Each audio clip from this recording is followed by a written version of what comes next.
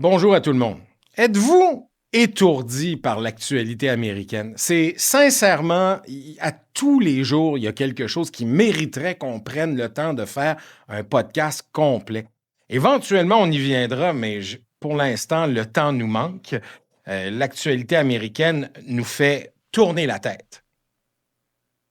Et c'est pas peu dire. Il y a tellement d'actualités qui mériteraient notre attention. On pourrait commencer par le conflit budgétaire qui a mené à la fermeture du gouvernement fédéral. Un conflit qui, en apparence, comme je vous en ai parlé dans une des dernières vidéos que j'ai enregistrées, tourne autour des crédits d'impôt sur la santé, ou si vous préférez, Obamacare. Mais ultimement, comme le reste de beaucoup de choses d'ailleurs, ça sert à camoufler autre chose. J'y reviendrai un peu plus tard. Il y a eu le sommet économique de l'APEC, par exemple. Les États-Unis ont conclu un important accord avec la Corée du Sud qui mérite mention, qui sera probablement considéré comme un des succès de cette administration. Et il ne faudrait pas non plus sous-estimer la performance du Canada qui s'est particulièrement démarqué. Mark Carney s'est positionné comme un leader d'un gouvernement fiable, d'un gouvernement de collaboration, contrairement à d'autres. Si vous lisez entre les lignes, vous allez savoir de qui Mark Carney parlait. Sur ce sujet, d'ailleurs, je vous inviterai à découvrir un podcast, House of Hell. C'est en anglais. Je ne connais pas l'animatrice, mais elle est très compétente de ce que j'ai entendu d'elle. Elle semble intellectuellement très bien structurée et elle se penche beaucoup sur la politique canadienne et européenne. Alors, je vous mettrai un lien là, pour que vous ayez accès à son podcast. Je vous invite à le découvrir. Par ailleurs, dans l'actualité, il y a eu tas d'autres choses. Bon, je vous ai parlé il y a quelques semaines des frappes militaires dans l'Atlantique, dans le golfe du Mexique, ou America, selon que vous aimiez Trump ou pas. Ça se poursuit. Là. Il y a 4 autres vaisseaux qui ont été détruits par des frappes militaires. Je continue de prétendre que ce sont des meurtres et il faut les considérer comme tels puisqu'il n'y a aucun processus judiciaire, que c'est une condamnation à mort de plus de 50 personnes maintenant là, qui sont décédées dans ces frappes militaires-là, qui ne sont pas autorisées par le Congrès et qui sont au mieux justifiée par une vérité étirée gravement, qui est celle de la guerre contre les narcotrafiquants, guerre contre la drogue. On a décidé dans l'administration Trump de désigner les cartels comme des organisations terroristes et dès lors, on s'est octroyé le droit de frappe militaire sur ces organisations-là, soulignant qu'elles menacent la sécurité nationale. Mais au-delà de ça, les frappes ont lieu dans des eaux internationales. Elles ne sont pas sur le territoire de ces pays-là. Elles ne sont pas dans le territoire américain. Et je veux dire, à peu près tous les experts s'entendent pour dire que c'est au mieux anticonstitutionnel ou inconstitutionnel, devrais-je dire, et au pire, illégal. Vraiment, on parle ici de meurtre. D'ailleurs, la Colombie accuse les Américains de meurtre. La réplique de Trump, augmenter les tarifs, pénaliser la Colombie. Bref, la chanson habituelle. Trump agit comme s'il n'avait aucune balise à respecter, aucune loi à respecter. Il fait ce qu'il veut. Les tarifs, ben là, il faut y revenir parce qu'il y a eu des tarifs, encore une fois, sur le Canada, un 10 supplémentaire. Tout ça parce que Trump a détesté une publicité qui a été produite par le gouvernement de l'Ontario, par Doug Ford. Ça a été diffusé aux États-Unis. Le président n'a pas aimé ça. Il impose 10 de tarifs supplémentaires sur le Canada. Mais ça aussi, c'est illégal. Et les tarifs vont être contestés devant les tribunaux. Essentiellement, la base qui justifie l'imposition de tarifs sur à peu près une centaine de pays. Là. Et la base de tout ça est une urgence nationale évoquée par l'administration Trump, urgence qui n'existe pas. Il n'y a pas d'urgence sur 100 pays. D'ailleurs, c'est exactement ce que Rand Paul a évoqué au Sénat pour faire bloquer et dérailler les nouveaux tarifs que Trump voulait imposer au Brésil. La même chanson sera évoquée pour le Canada, j'en suis sûr. Je suis loin d'être certain que ces tarifs-là tiennent la route et qu'il y aura une contestation. D'ailleurs, je suis à peu près convaincu qu'il y aura une contestation au Sénat pour les tarifs canadiens également. faut souligner des bons succès, des succès importants. Celui du cessez-le-feu au Moyen-Orient, c'est un excellent point pour l'administration Trump, même si le cessez-le-feu demeure fragile et il a été brisé par l'armée israélienne hier, prétextant un bris des accords de la part du Hamas. Bon, c'était assez prévisible. Il y a aussi, le déploiement de troupes un peu partout dans les villes démocrates aux États-Unis, notamment à Chicago. On sait que pour San Diego, ça a été mis sur pause, mais c'est toujours dans les plans de Donald Trump. Et comme je vous l'ai expliqué dans une de mes vidéos précédentes, il y a fort à parier que ces déploiements de troupes pour des urgences touchant à l'immigration ou sur le crime déjanté de ces villes-là, ce soit tout simplement un prétexte pour conditionner, habituer la population américaine à avoir des troupes armées.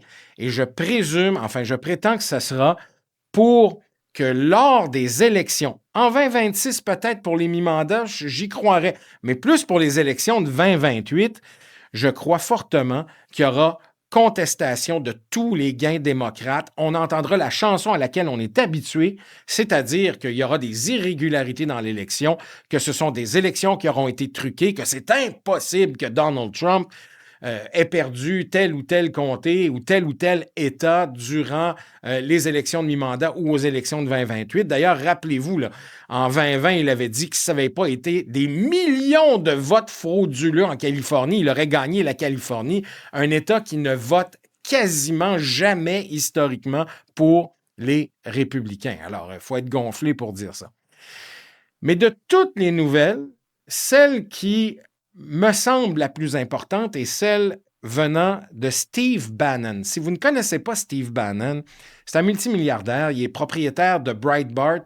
Je n'appellerai pas ça Breitbart News, là, de la même manière que je n'appelle pas Fox News, là, parce que c'est une insulte à tous les journalistes qui travaillent à l'intérieur de ces organisations-là. C'est un média de droite, là, d'extrême droite aux États-Unis. Breitbart est à peu près pas fiable dans ses informations, mais il y a quand même un lectorat très élevé. Il y a beaucoup de gens qui suivent ça. Ils suivent les podcasts de Steve Bannon. Je vous dirais que Breitbart, c'est pas très loin de InfoWars, là. C'est assez commun. Ça se ressemble énormément. Mais enfin, tout ça pour dire que Steve Bannon, le propriétaire, le président de Breitbart, a été invité il y a 2 semaines à l'émission de Bill Maher. Bill Maher lui posait des questions en entrevue et il a évoqué un éventuel retour de Trump en tout cas comme candidat à la présidentielle en 2028. Et Steve Bannon a répliqué que le président Trump sera candidat et va gagner l'élection de 2028. Alors, je vous rappelle que la Constitution américaine interdit, là, depuis le milieu du 20e siècle, à un président de siéger plus de 2 fois ou d'avoir plus que 2 termes de 4 ans comme président. Alors, cette proposition-là va à l'encontre de la Constitution américaine. Steve Bannon a même dit qu'il y a toute une équipe qui travaille sur des façons de contourner la Constitution pour que le président Trump puisse briguer un 3e mandat. Bon. Je suis convaincu que Steve Bannon, et il doit y avoir également Stephen Miller à la Maison-Blanche qui doivent être mêlés à ça, ce sont des gens qu'il ne faut pas sous-estimer parce que ce sont des gens très intelligents. Ils sont juste malveillants. En anglais, on dirait « evil ». C'est vraiment le terme à utiliser pour décrire ces gens-là, même si on n'aime pas évoquer ce terme-là, cette étiquette-là. Mais enfin, je suis tout de même pas convaincu que Trump aura l'énergie ou même... je lui souhaite pas de mal, là, mais la longévité pour être candidat en 2028. Mais tout ça pour dire que je suis quand même convaincu qu'ils vont essayer quand même de produire quelque forme de raison pour que Donald Trump soit candidat à la présidentielle. La véritable question dans tout ça, cependant, au-delà de la possibilité ou non, ou de la façon de contourner la Constitution, c'est est-ce que c'est un véritable enjeu, un peu comme la fermeture du gouvernement fédéral en ce moment, là, est-ce un véritable enjeu ou une distraction supplémentaire pour éviter de parler de la patate chaude que représente le dossier de Jeffrey Epstein? Je vous rappelle que Mike Johnson a fermé depuis 6 semaines maintenant les travaux de la Chambre des représentants et que la Chambre des représentants n'est pas affectée par une fermeture du gouvernement fédéral. Mike Johnson évoque le fait que tant que les démocrates ne mettront pas fin à leur fermeture du gouvernement fédéral. Encore là, j'ai produit une vidéo pour vous expliquer comment c'est un peu la faute des deux et que personne ne veut bouger de sa position. Le président Mike Johnson, le président de la Chambre des représentants, a décidé qu'il, lui, ne ferait pas revenir les représentants et qu'il fermait la Chambre durant toute cette fermeture, bloquant ainsi tous les travaux, tous les projets de loi, toutes les propositions et aussi l'assermentation, oui, l'assermentation d'une représentante qui vient d'être élue il y a 5 semaines en Arizona. Pourquoi? Mais parce que la venue de cette représentante-là, si elle était assermentée, elle deviendrait le 218e vote nécessaire par les représentants pour forcer un vote à l'encontre des désirs du président de la Chambre, Mike Johnson, pour dévoiler publiquement l'ensemble du dossier de Jeffrey Epstein. Et pourquoi autant d'efforts, autant d'acharnement pour ce dossier-là? Parce que selon une déclaration du sénateur Sheldon Whitehouse, sénateur du Rhode Island chez les démocrates, il est membre du comité sénatorial sur la justice. Il existerait une photo qui démontre Donald Trump avec de très jeunes femmes habillées très légèrement, très, très légèrement. Alors, on comprend pourquoi tant d'efforts sont déployés pour créer de l'interférence et pour que ce vote-là n'arrive pas. Mais en ce moment, Mike Johnson, en plus, pour ajouter la blessure à l'insulte, ont décidé de tout couper. La fermeture du gouvernement fédéral. Ils ont décidé d'arrêter les travaux. Ils ont décidé de couper les financements à plusieurs programmes qui sont chers aux démocrates, notamment les bénéfices d'aide alimentaire d'urgence, ce qu'on appelle le programme SNAP.